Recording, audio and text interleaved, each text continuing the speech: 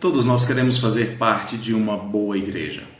E eu acredito até que haja aqueles que fazem parte de igrejas com teologia muito ruim, algumas até com conteúdo herético, simplesmente porque esta igreja se parece um pouco mais com a igreja de Atos em alguns aspectos do que as demais igrejas. Eu gostaria de falar sobre a igreja que eu quero. Eu acredito que é muito parecida com a que o Senhor Jesus também quer.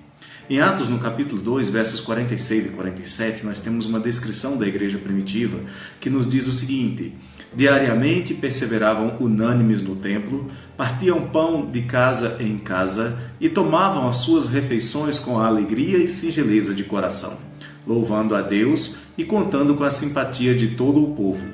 Enquanto isso, acrescentava-lhes o Senhor dia a dia os que iam sendo salvos. Estamos realmente muito distantes da igreja descrita em Atos 2. São 20 séculos. E isto realmente é muito tempo. A geografia também não nos ajuda, mas temos uma ajuda importante. Uma ajuda que aquela igreja também tinha. Nós temos o Paráclitos de Deus. Nós temos o Espírito de Cristo que atuava naquela igreja e que é o mesmo que atua na igreja ainda hoje. Mas não é nada difícil constatar que nós temos colhido resultados um tanto quanto diferentes. Eu acredito que a culpa não é do Espírito. Ele não perdeu o jeito, ele não se tornou ultrapassado.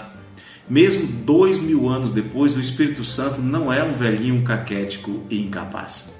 Mas a igreja não tem muito do que aquela igreja tinha.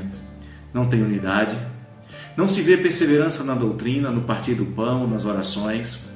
Não se vê tanta alegria na comunhão, não há singeleza de coração. A submissão que a igreja tinha aos apóstolos não é mais vista nem em relação às autoridades, nem quanto à doutrina. A igreja mudou. E mudou para pior. Provavelmente por isso os resultados também tenham mudado. E a igreja não colhe com a mesma profusão os frutos que a igreja colhia naqueles dias memoráveis. Mas ela ainda pode almejar os frutos que aquela igreja colhia. Lucas descreve 2 frutos que ela experimentava de maneira abundante. A igreja, apesar da antipatia das autoridades religiosas, gozava da simpatia do povo. A igreja, apesar de odiada pelos donos do poder, era bem vista por causa da fidelidade, da comunhão, do amor e da alegria que podiam ser encontrados nela. Hoje acontece o inverso. A igreja é bajulada pelas autoridades, afinal isto rende votos e apoio. A igreja se esforça por ter representantes nos órgãos de poder, afinal isto rende influência. A igreja não é perseguida, mas ela não conta com a simpatia do povo porque não apresenta as mesmas características da igreja primitiva. A igreja também não experimenta mais o fenômeno do crescimento constante. Dia a dia o Senhor ia acrescentando à igreja os que iam sendo salvos. Eu não creio que o número dos eleitos de Deus diminuiu nesta geração. A escolha de Deus não raleou por falta de oportunidades. Provavelmente estão se reunindo em outros lugares porque estão escandalizados com aquilo que os próprios crentes fazem questão de espalhar.